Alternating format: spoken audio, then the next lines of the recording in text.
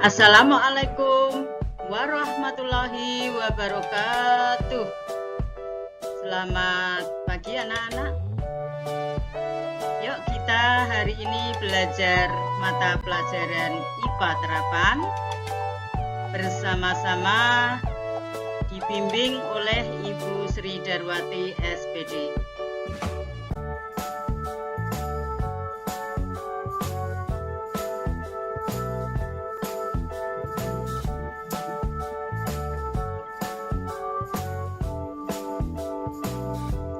Hari ini kalian saya ajak belajar mata pelajaran IPA terapan pada KD 11 tentang makromolekul. Untuk video yang kedua.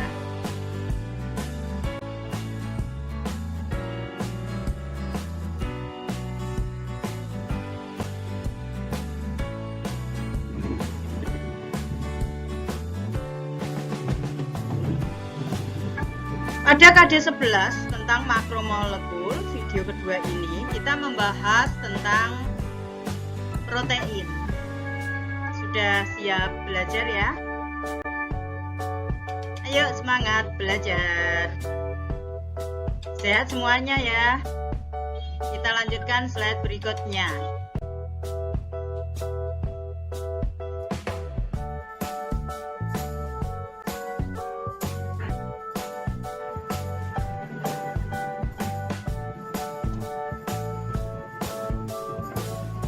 Protein,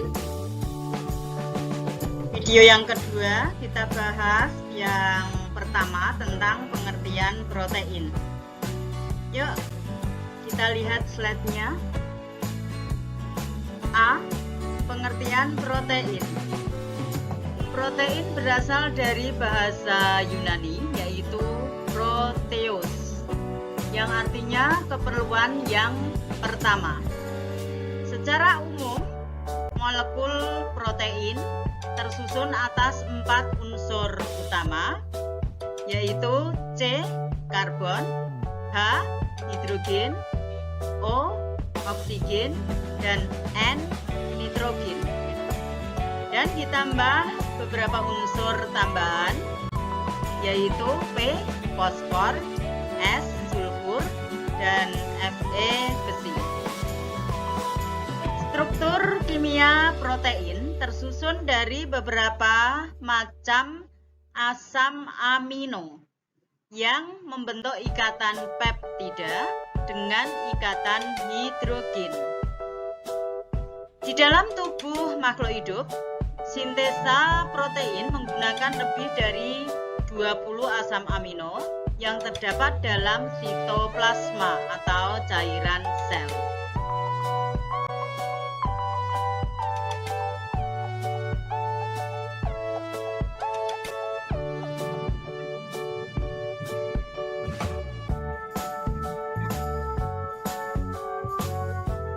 Asam amino adalah asam karboksilat yang mempunyai gugus amina.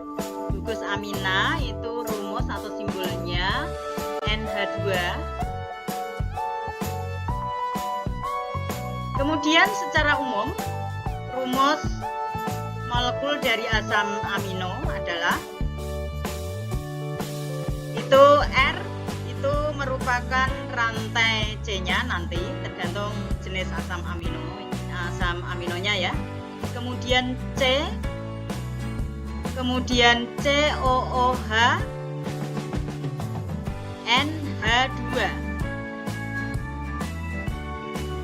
Rumus strukturnya bisa kalian lihat di slide ini. Jadi NH2-nya, gugus aminanya itu terikat pada C yang dekat dengan gugus COOH. COOH ini gugus juga, gugus asam karboksilat, sedangkan NH2 itu gugus amina. Yang mana C ini mengikat R, R-nya ini nanti rantai C ya. Rantai C berarti ikatan antara C dengan C dengan C dengan C yang lain gitu. Nanti tergantung jenis asam aminonya.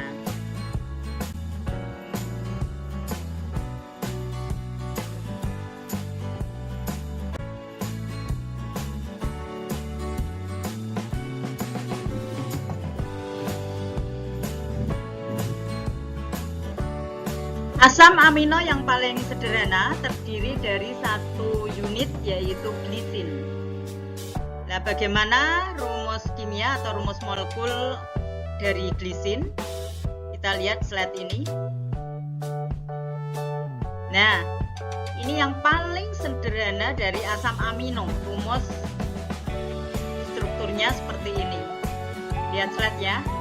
Jadi C mengikat hidrogen sebanyak 2, kemudian mengikat gugus asam karboksilat yaitu COOH, dan mengikat gugus amina NH2. Jadi C-nya hanya 1. Dia mengikat 3 molekul ya, yaitu H2, COOH, gugus COOH, dan gugus NH2.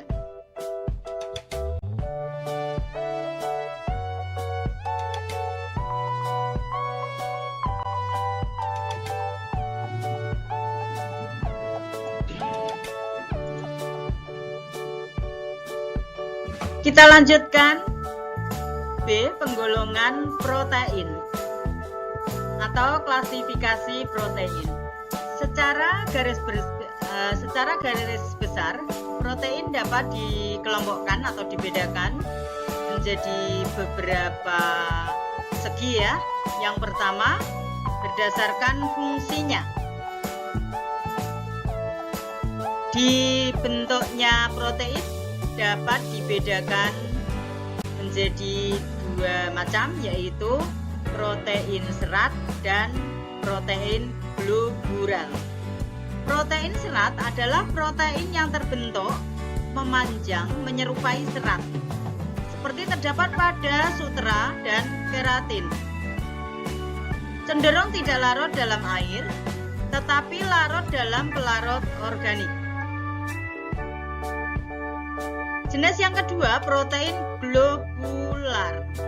Protein globular adalah protein yang berbentuk bulat, kompak, seperti albumin telur, kasein, dan pada enzim. Protein globular larut dalam air dan larutan garam.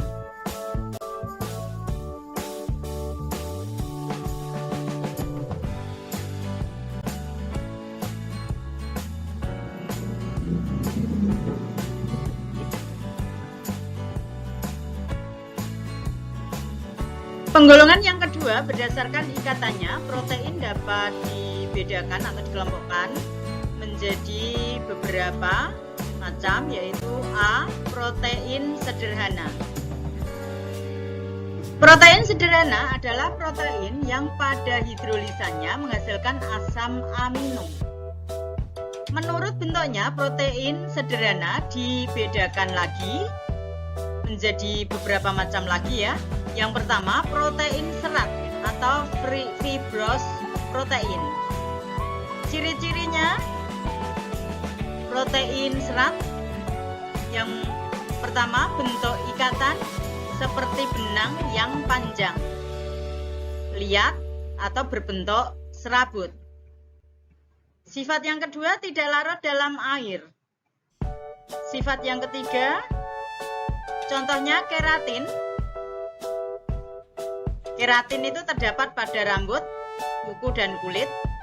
Kemudian miosin terdapat pada otot. Kolagen dan elastin terdapat pada daging. Dan gelatin dan gliadin terdapat pada gandum. Kemudian ciri yang lain, susunan molekulnya merupakan rantai yang panjang. Jadi rantai C-nya panjang, tidak membentuk kristal. Bila rantai ditarik, dapat kembali ke keadaan semula.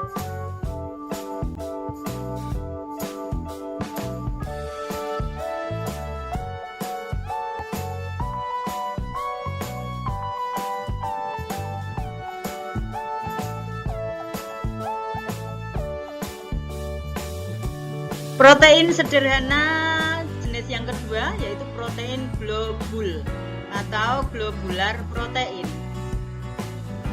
Memiliki sifat-sifat atau ciri berbentuk bulat seperti bola, larut dalam air, membentuk sol dan gel.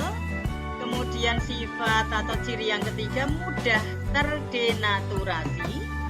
Kemudian contohnya insulin, hemoglobin, albumin, enzim, dan hormon.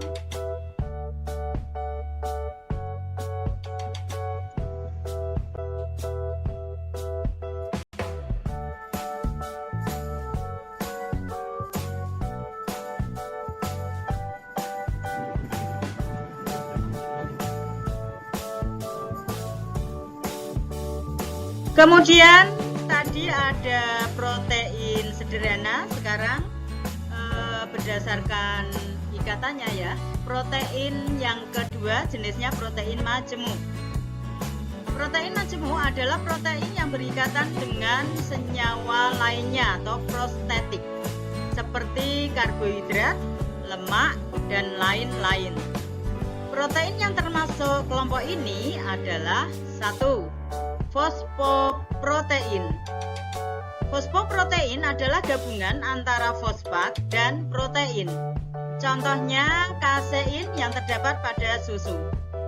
Yang kedua, glikoprotein adalah gabungan antara karbohidrat atau turunannya dengan protein. Contohnya musim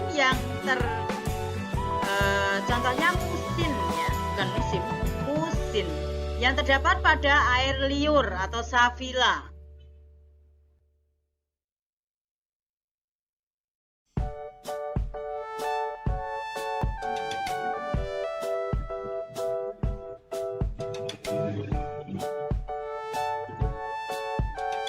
Yang ketiga, kromoprotein adalah gabungan dari protein dan zat warna. Contohnya hemoglobin. Yang keempat, lipoprotein adalah gabungan antara protein dan lipid. Lipid disebut juga lemak ya. Misalnya terdapat pada kuning telur, inti sel, ribosom, dan serum. Yang kelima, nukleoprotein adalah senyawa kompleks terdapat banyak pada inti sel, yaitu DNA dan RNA.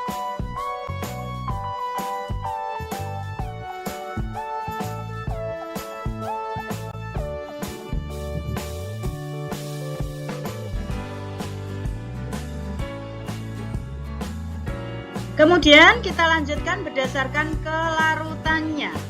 Menurut kelarutannya secara umum, protein dibedakan menjadi dua macam, yaitu protein yang larut dalam air dan protein yang tidak larut dalam air. Nah, protein yang larut dalam air diantaranya apa saja? Yang pertama, albumin, yang memiliki ciri-ciri larut dalam air, terkoagulasi oleh panas. Kemudian contohnya albumin telur. Albumin telur itu albumin yang ada di telur, putihnya telur ya. Kemudian albumin serum, laktalbumin dalam susu.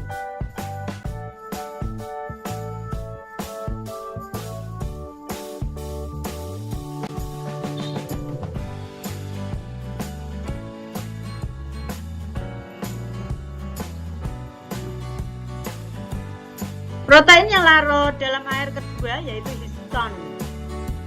Cirinya larut dalam air, tidak larut dalam amonia encer, dapat mengendap dalam pelarut protein lainnya. Kemudian histon yang terkoagulasi karena pemanasan dapat larut lagi dalam larutan asam encer. Contohnya globin dalam hemoglobin.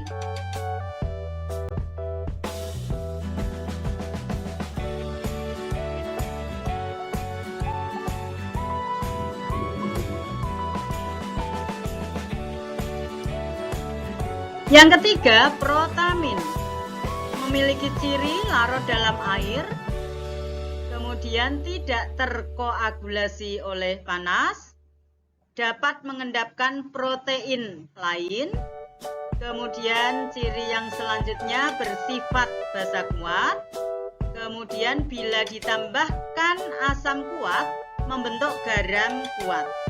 Contohnya salmin dari ikan salmon, clupein dari ikan herring, siprinin dari ikan karper. Ini yang mengandung protein protamin, ya.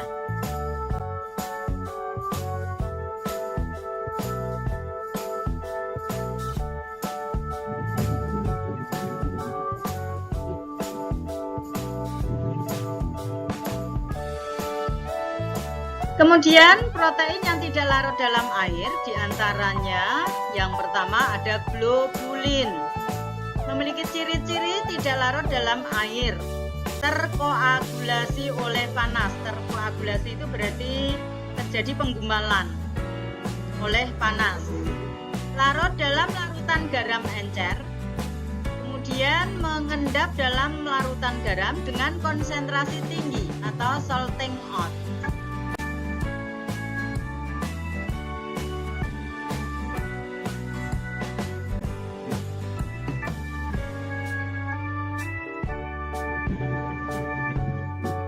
Yang kedua, glutelin.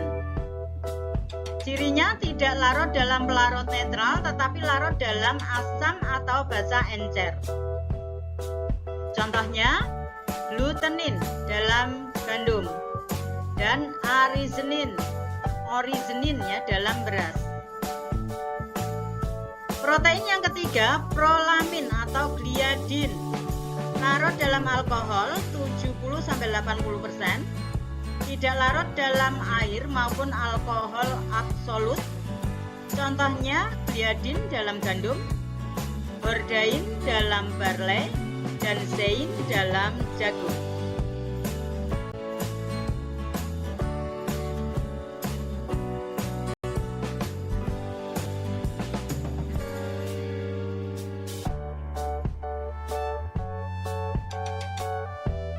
Yang keempat, penggolongan yang keempat berdasarkan sumbernya. Berdasarkan sumbernya, secara umum protein dikelompokkan atau dibedakan menjadi dua macam, yaitu protein nabati dan protein hewani. Protein nabati adalah protein yang berasal dari tumbuh-tumbuhan. Contoh, tahu, tempe, sayuran, kacang-kacangan, dan masih banyak lagi yang lain. Kemudian yang kedua, protein hewani. Protein hewani adalah protein yang berasal dari hewan. Contoh, daging, ikan, telur, susu, keju, ayam, dan masih banyak lagi.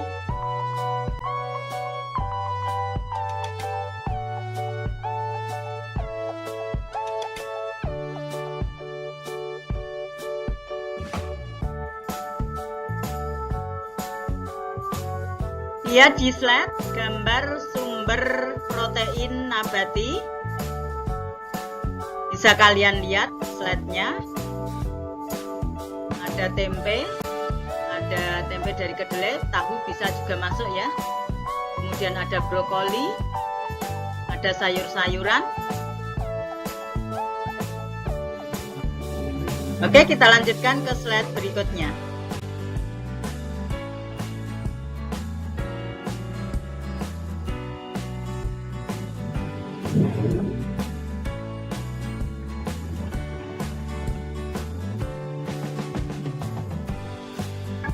Kalian amati pada slide ini ada gambar sumber protein hewani. Ada ikan, ada daging, ada ayam, ada sosis, ada telur.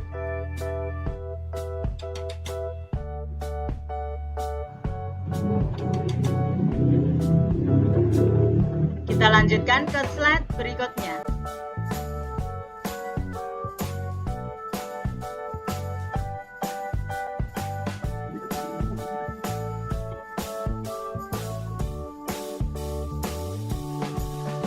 Kita lanjutkan C, sifat-sifat protein.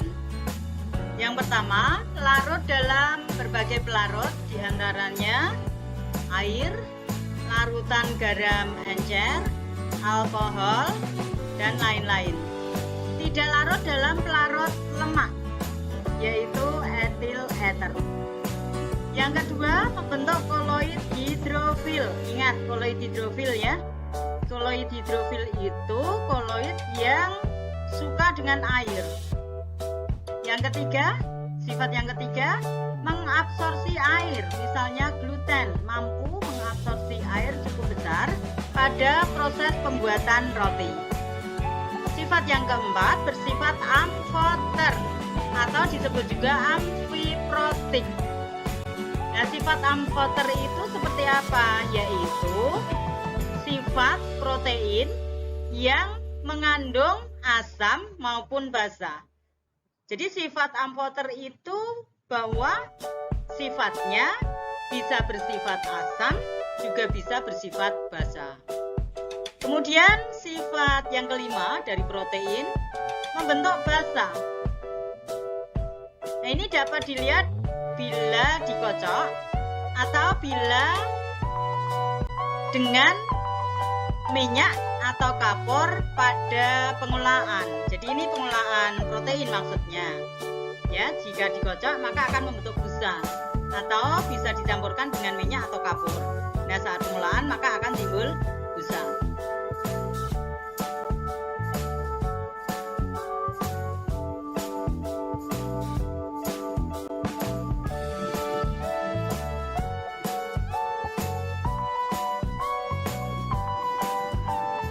Sifat yang keenam dari protein, tidak terdialisis melalui selaput protein, tidak dapat melalui ginjal atau ke urin.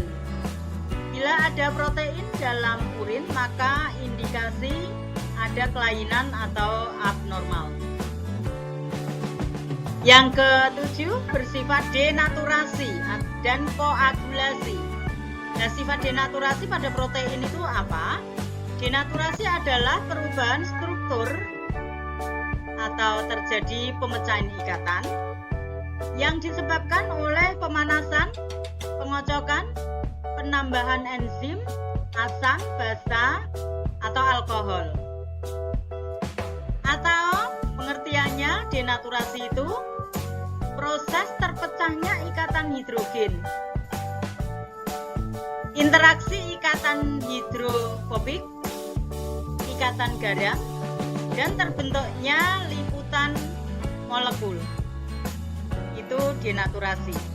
Kemudian kalau koagulasi adalah pretipitasi yang disebabkan oleh denaturasi dan basanya bersifat permanen atau tetap. Atau secara istilah yang paling sering digunakan, koagulasi itu merupakan proses penggumpalan ya, akibat adanya sifat denaturasi.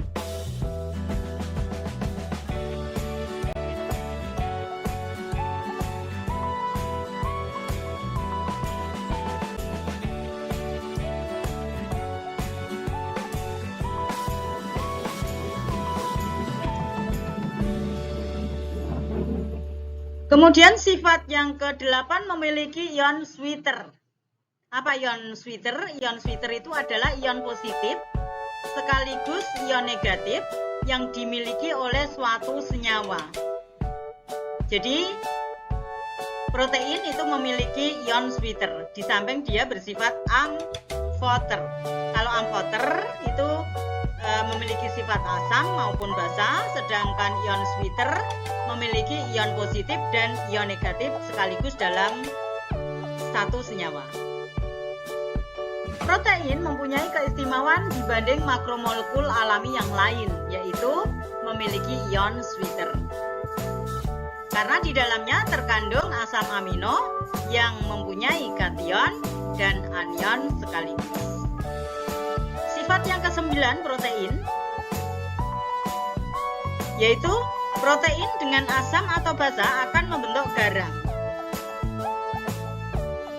Tadi protein bersifat amphoter ya. Jadi kalau ditambahkan asam dia akan membentuk garam, ditambahkan basa juga akan membentuk garam.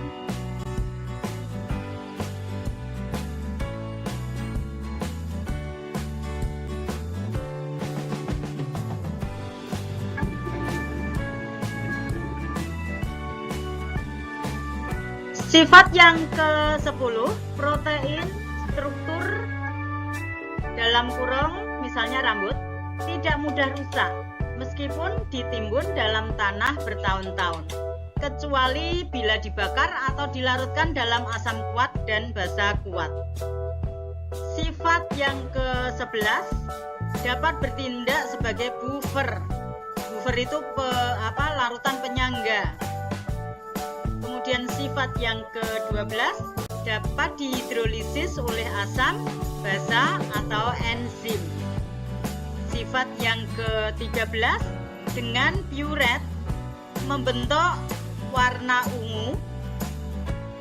Jika ada uji adanya protein ya, jika diuji ya, karena terdapat garam kompleks.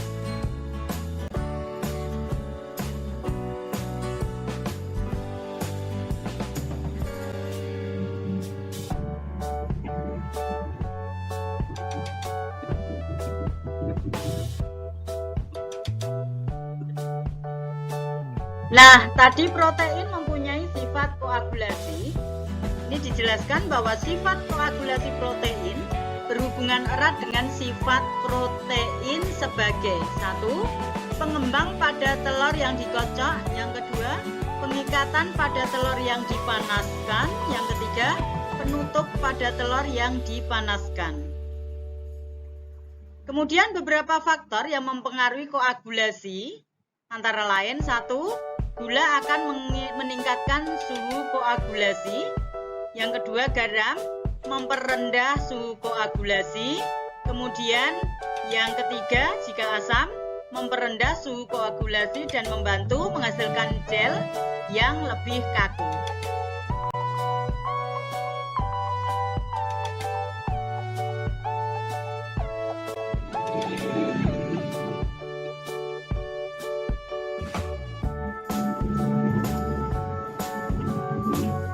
Kita lanjutkan D.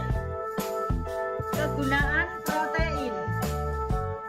Protein memiliki peranan yang sangat penting baik dalam kehidupan secara umum maupun dalam bidang khusus. Misalnya dalam bidang boga, busana, perhotelan, dan kecantikan.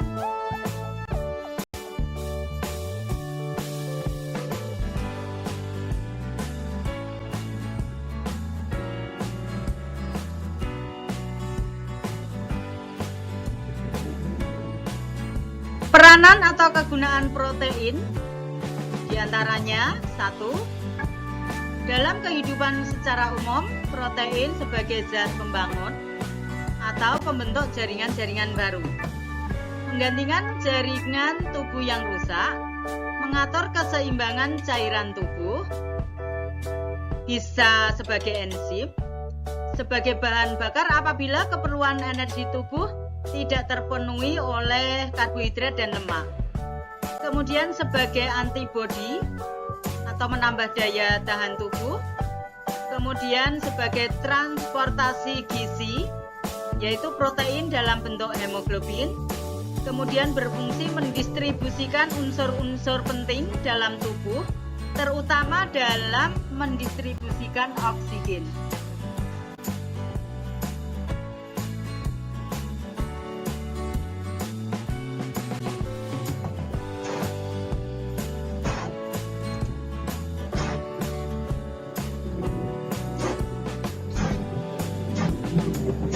Yang kedua, dalam bidang boga atau perhotelan, protein sebagai penentu bahan dasar pembuatan roti atau kue, yang mana protein ini terdapat dalam tepung terigu, kemudian sebagai emulgator dalam adonan. Yang ketiga, dalam bidang busana, protein sebagai bahan baku ekstik, yaitu sutra dan wol.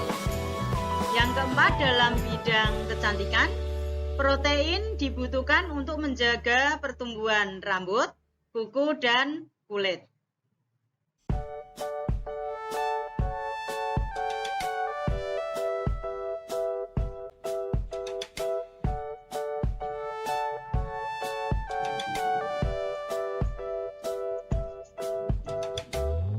Kita lanjutkan sumber protein. Sumber protein pada makanan yang dimakan sehari-hari bisa kalian lihat di slide berikut ini. Ini ada tabel sumber protein, kemudian kandungan proteinnya, kemudian ada keterangan yang lain, kandungan karbohidrat dan lemaknya.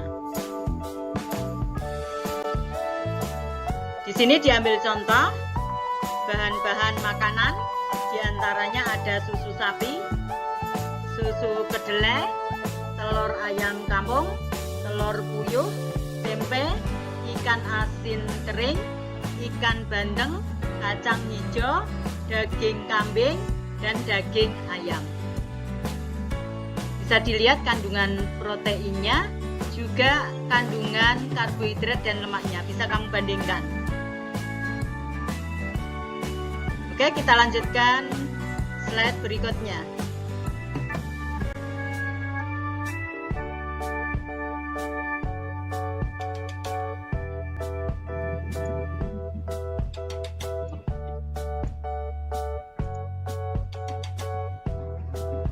Kita lanjutkan F, analisis kualitatif protein. Ini uji protein, kita membahas uji protein ya. Analisis kualitatif protein adalah upaya untuk mengetahui keberadaan protein dalam suatu bahan makanan melalui suatu uji kimiawi. Beberapa jenis analisis kualitatif uji protein bisa kalian lihat di slide ini. Yang pertama, uji Biuret. Dasar uji Biuret adalah adanya ikatan peptida yang ada dalam protein yang bereaksi dengan ion Cu2 positif. Regen Biuret yang digunakan dalam uji protein merupakan senyawa kimia dengan rumus molekul H2NC dalam kurung O. O ini punya ikatan rangkap ya. Kemudian dilanjutkan ikatan terhadap NaCl, O lagi NH2. Keberadaan protein ditandai dengan munculnya warna ungu ketika diuji dengan Biuret.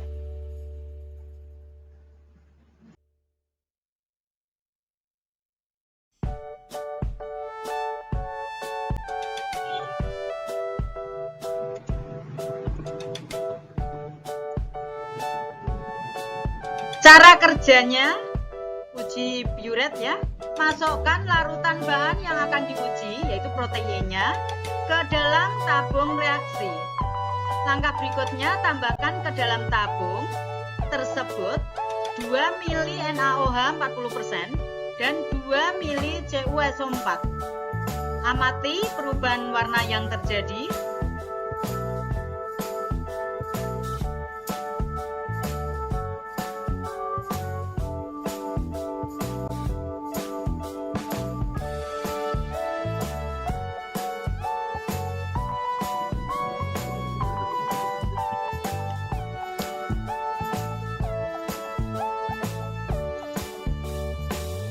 Yang kedua, uji ninhidrin. Dasar uji ninhidrin adalah adanya asam amino dalam protein yang bereaksi dengan regen ninhidrin. Jadi untuk mengetahui jenis asam aminonya, ada asam aminonya tidak. Regen ninhidrin yaitu rumus molekulnya atau namanya ya, nama lainnya 2,2-dihidroksiindon 1,3-dion ya. Bukan diwan ya, dion bacanya. Merupakan hidrat dari triketon siklik. Keberadaan asam amino dalam protein ditunjukkan dengan munculnya warna ungu atau biru ketika diuji dengan reagen ninhidrin. Cara kerjanya, masukkan kurang lebih 2 ml larutan bahan yang akan diuji yang mengandung protein ya ke dalam tabung reaksi. Kemudian tambahkan 5 tetes reagen ninhidrin 0,1%. Selanjutnya panaskan larutan tersebut dalam penangas air selama 10-15 menit. Amati perubahan yang terjadi. Perubahan warnanya ya apa? Kalau terjadi perubahan warna ungu atau biru, maka dari bahan yang diuji mengandung asam amino atau mengandung protein ya.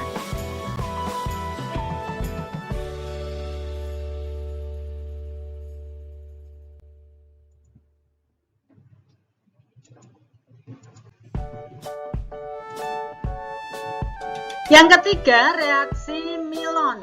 Uji menggunakan reaksi Milon. Dasar reaksi Milon adalah adanya gugus finol yang terdapat dalam asam amino.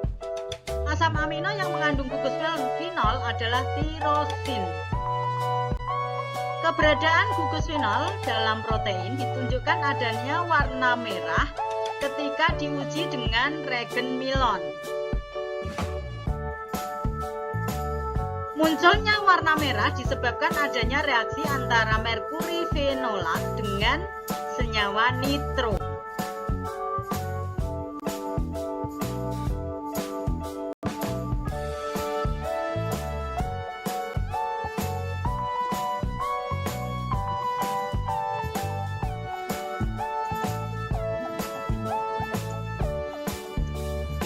Cara kerjanya, masukkan 2 ml larutan bahan yang diuji ke dalam tabung reaksi, kemudian tambahkan 5 tetes reagen Milon. Reagen Milon itu nama lainnya merkuri sulfat. Campuran antara garam merkuri sulfat dengan asam nitrat HNO3. Nah, ini reagen Milon campuran antara 2,5 gram merkuri sulfat dan 5 ml HNO3 ke dalam tabung reaksi tersebut. Selanjutnya, panaskan larutan yang telah ditambahkan reagen Milon secara hati-hati. Amati perubahan warna yang terjadi. Kalau terjadi perubahan warna merah, berarti di situ menunjukkan bahwa ada protein ya.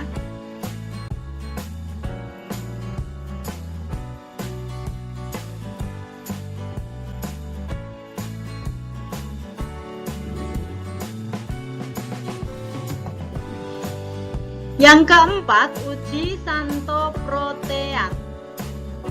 Dasar uji santoproteat adalah adanya gugus aromatik berupa fenil pada asam amino yang bereaksi dengan asam nitrat. Protein yang asam aminonya mempunyai gugus aromatik adalah fenilalanin, triptofan, dan tirosin. Keberadaan gugus aromatik pada asam amino adalah munculnya warna kuning jingga ketika bereaksi dengan reagen santoproteat yang mengandung asam nitrat.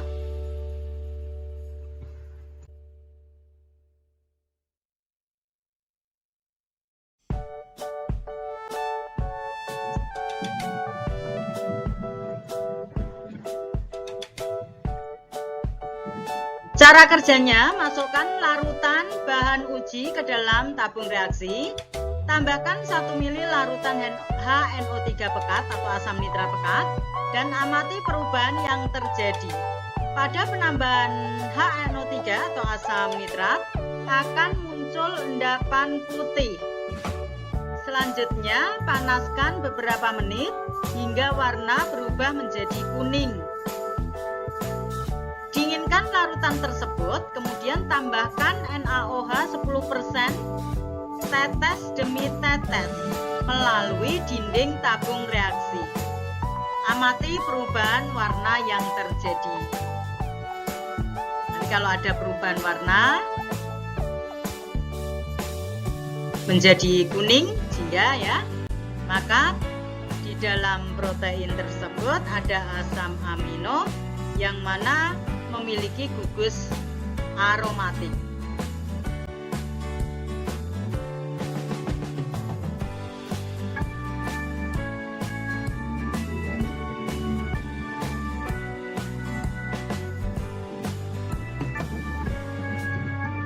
Yang kelima, uji Sakaguchi. Dasar uji Sakaguchi adalah terjadinya reaksi antara gugus guanidin pada protein yang telah teroksidasi oleh natrium hipoklorit dengan alpha-naftol. Gugus guanidin adalah atom C yang terikat melalui ikatan tunggal dengan NH2 dan ikatan rangkap dengan unsur N. Protein yang mempunyai gugus guanidin adalah protein yang mempunyai asam amino jenis arginin. Oleh karena itu, uji Sakaguchi dapat diartikan sebagai uji keberadaan arginin dalam protein. Keberadaan asam amino arginin dalam protein dapat ditunjukkan dengan munculnya warna merah ketika diuji dengan tetes Sakaguchi.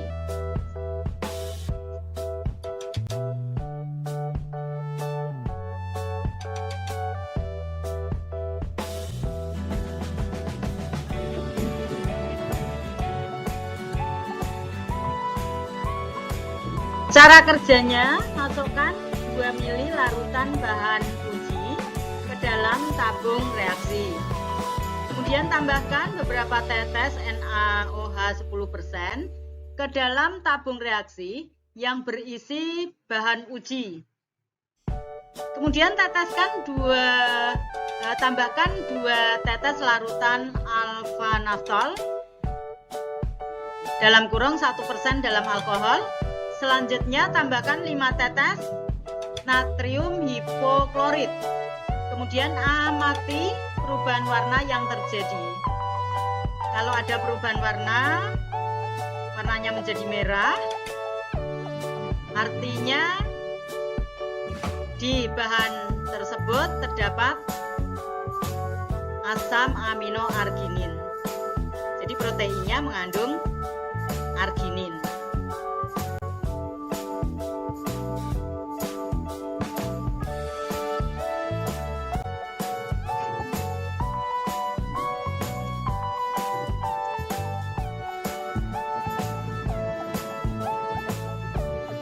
Oke, sampai di sini dulu kalian belajar tentang makromolekul, senyawa makromolekul yang kedua yaitu tentang protein. Nanti dilanjutkan video yang ketiga membahas tentang lemak. Sampai di sini dulu. Semoga kalian menambah ilmu ya, atau pengetahuan.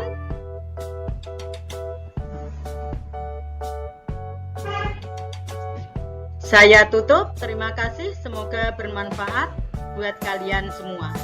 Assalamualaikum warahmatullahi wabarakatuh.